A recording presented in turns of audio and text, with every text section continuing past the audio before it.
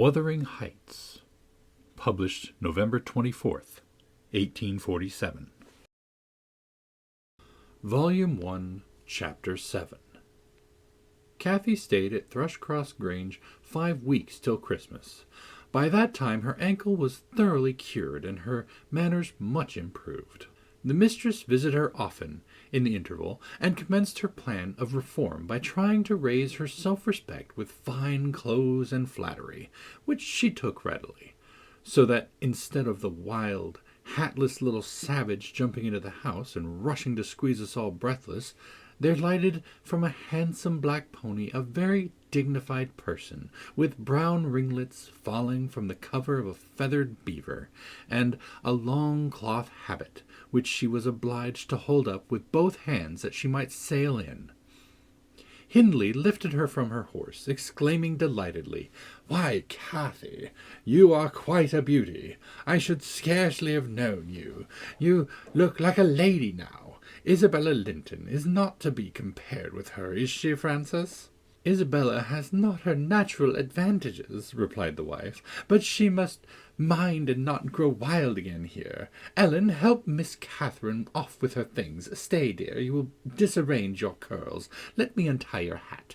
I removed the habit, and there shone forth beneath a grand pallid silk frock, white trousers, and burnished shoes, and, while her eyes sparkled joyfully when the dogs came bounding up to welcome her, she dare hardly touch them lest they should fawn upon her splendid garments. She kissed me gently. I was all flour making the Christmas cake, and it would not have done to give me a hug, and then she looked round for Heathcliff. Mr. and Mrs. Earnshaw watched anxiously their meeting, thinking it would enable them to judge in some measure what grounds they had for hoping to succeed in separating the two friends. Heathcliff was hard to discover at first. If he were careless and uncared for before Catherine's absence, he had been 10 times more so since. Nobody but I even did him the kindness to call him a dirty boy, and bid him wash himself once a week, and children of his age seldom have a natural pleasure in soap and water.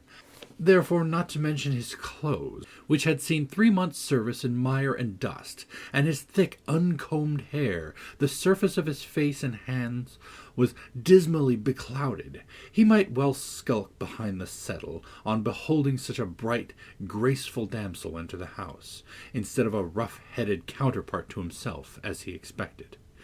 "Is Heathcliff not here?" she demanded, pulling off her gloves and displaying fingers wonderfully whitened with doing nothing and staying indoors. "Heathcliff, you may come forward," cried Mr. Hindley, enjoying his discomfiture and gratified to see what a forbidding young blackguard he would be compelled to present himself. "You may come and wish Miss Catherine welcome like the other servants."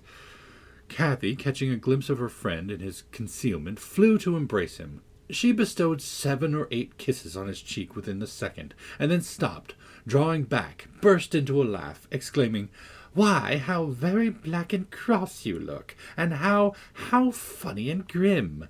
But that's because I'm used to Edgar and Isabella Linton. Well, Heathcliff, have you forgotten me?" She had some reason to put the question, for shame and pride threw double gloom over his countenance, and kept him immovable. "Shake hands, Heathcliff," said Mr. Earnshaw condescendingly, "once in a way that is permitted."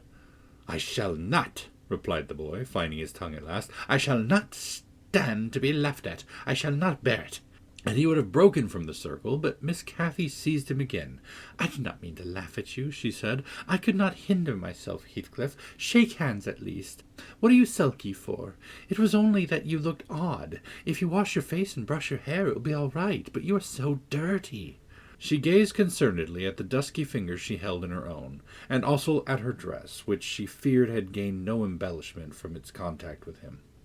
"You needn't have touched me," he answered, following her eye and snatching away his hand. "I shall be as dirty as I please, and I like to be dirty, and I will be dirty."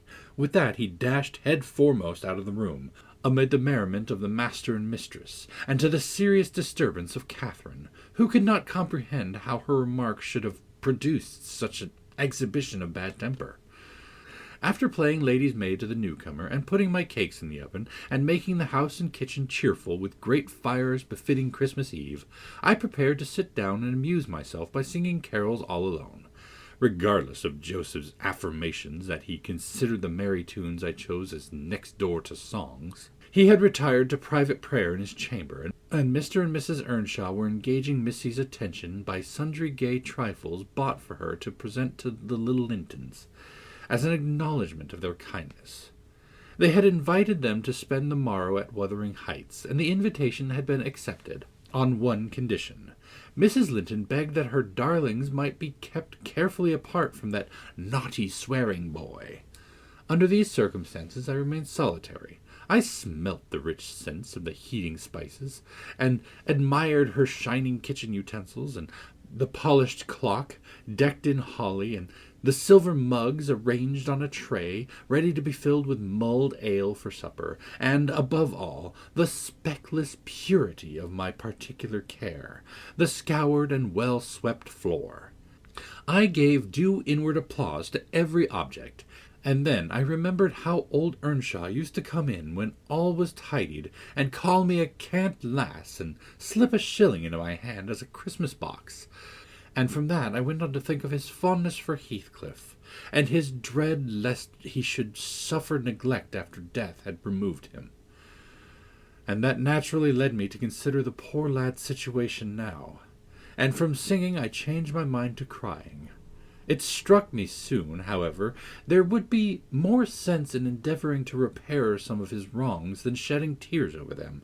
I got up and walked into the court to seek him. He was not far. I found him smoothing the glossy coat of the new pony in the stable, and feeding the other beasts according to custom.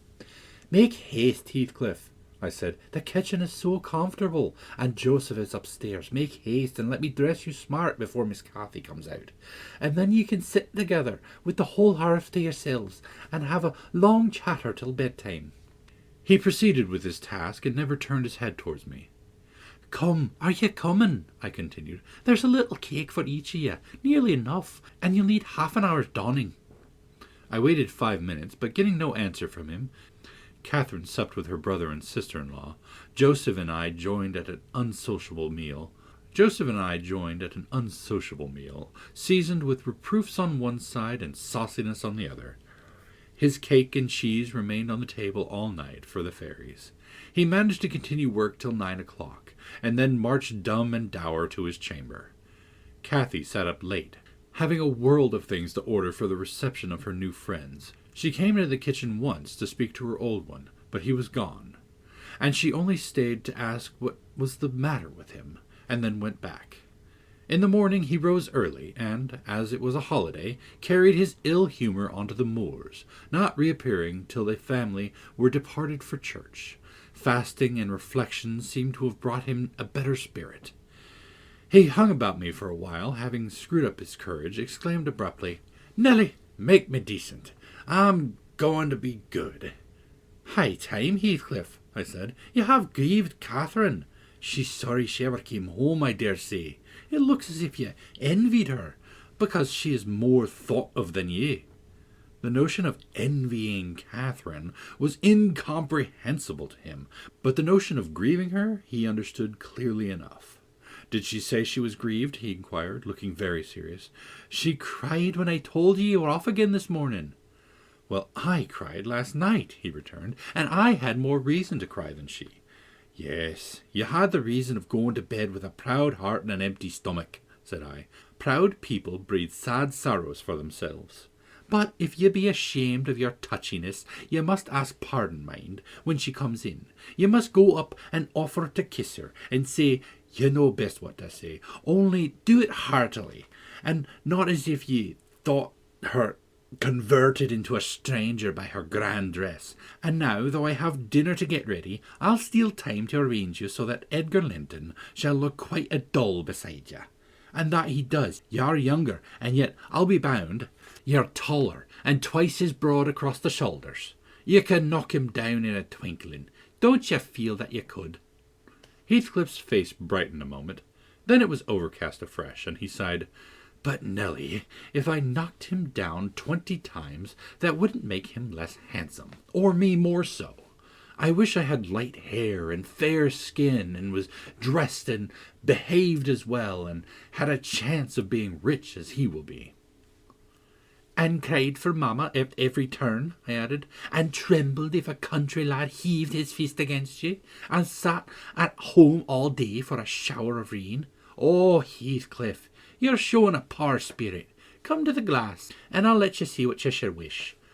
Do you mark those 2 lines between your eyes, and those thick brows that instead of rising arched sink in the middle, and that couple of black fiends so deeply buried, who never open their windows boldly, but lurk glintingly under them, like devil's spies?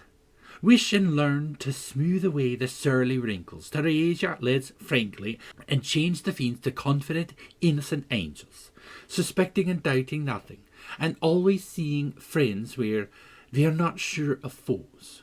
Don't get the expression of a vicious cur that appears to know the kicks it gets are its desert, and yet hates all the world, as well as the kicker, for what it suffers. In other words, I must wish for Edgar Linton's great blue eyes and even forehead, he replied. I do, and that won't help me to them. A good heart will help you to a bonny face, my lad, I continued. If you were a regular black, and a bad one will turn to the... If you are regular black, and a bad one will turn the bonniest into something worse than ugly.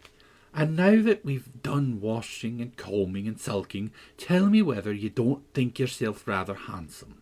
I'll tell you I do. You're fit for a prince in disguise. Who knows but your father was Emperor of China, and your mother an Indian queen, each of them able to buy up with 1 week's income Wuthering Heights and Thrushcross Grange together, and you were kidnapped by wicked sailors and brought to England. Were I in your place, I would frame high notions of my birth, and the thoughts of what I was should give me courage and dignity to support the oppressions of a little farmer.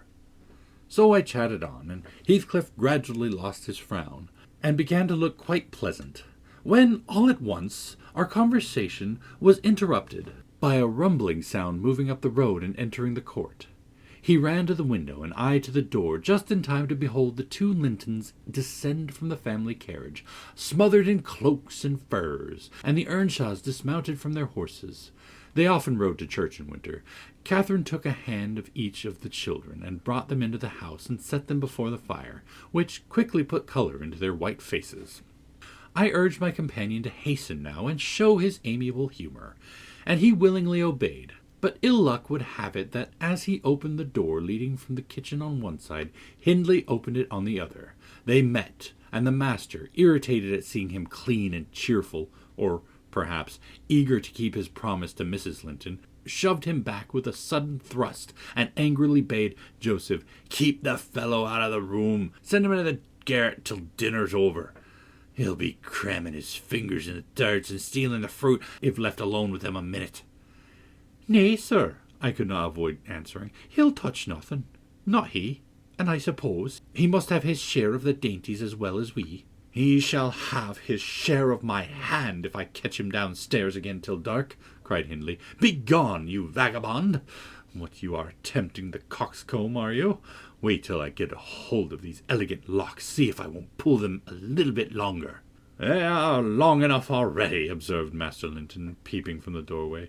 I wonder they don't make his head ache. It's like a colt's mane over his eyes. He ventured this remark without any intention to insult, but Heathcliff's violent nature was not prepared to endure the appearance of impertinence from one whom he seemed to hate, even then as a rival. He seized a tureen of hot apple sauce, the first thing that came under his grape, and dashed it full against the speaker's face and neck, who instantly commenced a lament that brought Isabella and Catherine hurrying to the place. Mr. Earnshaw snatched up the culprit directly and conveyed him to his chamber, where, doubtless, he administered a rough remedy to cool the fit of passion, for he reappeared red and breathless. I got the dishcloth, and, rather spitefully, scrubbed Edgar's nose and mouth, affirming it served him right for meddling. His sister began weeping to go home, and Cathy stood by confounded, blushing for all. You should not have spoken to him, she expostulated with Master Linton. He was in a bad temper, and now you've spoilt your visit, and he'll be flogged. I hate him to be flogged. I can't eat my dinner. Why did you speak to him, Edgar? I did it, sobbed the youth, escaping from my hands and finishing the remainder of the purification with his cambric pocket handkerchief. I promised Ma I wouldn't say one word to him, and I didn't. Well, don't cry, replied Catherine contemptuously. You're not killed. Don't make more mischief. My brother is coming. Be quiet. Give over, Isabella. Has anybody hurt you? There, children. To your seats, cried Hindley, bustling in. That brute of a lad has warned me nicely. Next time, Master Edgar, take the law into your own fists. It will give you an appetite. The little party recovered its equanimity at sight of the fragrant feast. They were hungry after that ride, and easily consoled since no real harm had befallen them. Mr. Earnshaw carved bountiful platefuls, and the mistress made them merry with lively talk. I waited behind her chair, and was pained to behold Catherine, with dry eyes and an indifferent air, commence cutting up the wing of a goose before her. An unfeeling child, I thought to myself. How lightly she dismisses her old playmate's troubles. I could not have imagined her to be so selfish. She lifted a mouthful to her lips, then she set it down again. Her cheeks flushed, and the tears gushed over them. She slipped her fork to the floor, and hastily dived under the cloth to conceal her emotion. I did not call her unfeeling for long, for I perceived she was in purgatory throughout the day, and wearying to find an opportunity of getting by herself, or paying a visit to Heathcliff, who had been locked up by the master, as I discovered on endeavouring to introduce him to a private mess of victuals. In the evening we had a dance. Cathy begged that he might be liberated then. As Isabella Linton had no partner, her entreaties were vain, and I was appointed to supply the deficiency. We got rid of all gloom and excitement of the exercise, and our pleasure was increased by the arrival of the Gimmermont band, mustering 15 strong, a trumpet, a trombone, clarionets, bassoons, French horns, and a bass viol, besides singers. They go the rounds of all the respectable houses and receive contributions every Christmas, and we esteem it a first-rate treat to hear them. After the usual carols had been sung, we set them to songs and glees. Mrs. Earnshaw loved the music, and so they gave us plenty. Catherine loved it too, but she said it sounded sweetest at the top of the steps, and she went up in the dark. I followed. They shut the house door below, never noting our absence, it was so full of people. She made no stay at the stairs' head, but mounted further to the garret where Heathcliff was confined, and called him. He stubbornly declined answering for a while. She persevered, and finally persuaded him to hold communion with her through the boards. I let the poor things converse unmolested, till I supposed the songs were going to cease, and the singers to get some refreshment. Then I clambered up the stairs to warn her. Instead of finding her outside, I heard a voice within. The little monkey had crept by the skylight of one garret, along the roof, and into the skylight of the other, and it was with the utmost difficulty I could coax her out again. When she did come, Heathcliff came with her, and she insisted that I should take him into the kitchen, as my fellow servant had gone to a neighbour's to be removed from the sound of our devil's psalmody, as it pleased him to call it. I told them I intended by no means to encourage their tricks, but as the prisoner had never broken his fast since yesterday's dinner, I would wink at his cheating Mr. Hindley that once. He went down. I set him a stool by the fire, and offered him a quantity of good things. But he was sick and could eat little, and my attempts to entertain him were thrown away. He leant his 2 elbows on his knees and his chin on his hands, and remained wrapped in dumb meditation. On my inquiring the subject of his thoughts, he answered gravely, I am trying to settle how I shall pay Hindley back. I don't care how long I wait, if I can only do it at last. I hope he will not die before I do. For shame, Heathcliff, said I. It is for God to punish wicked people. We should learn to forgive. No, God won't have the satisfaction that I shall, he returned. I only wish I knew the best way. Leave me alone, and I'll plan it out. While I'm thinking of that, I don't feel the pain. But, Mr. Lockwood, I forget these tales cannot divert you. I'm annoyed at how I should dream of chattering on at such a rate, and your gruel cold, and you nodding for bed. I could have told Heathcliff's history, all that you need to hear, in 6 words. Thus interrupting herself, the housekeeper rose and proceeded to lay aside her sewing. But I felt incapable of moving from the hearth, and I was very far from nodding. "Sit still, Miss Dean," I cried. Do sit still. Another half hour. You've done just right to tell the story leisurely. That is the method I like. And you must finish in the same style. I'm interested in every character you have mentioned, more or less.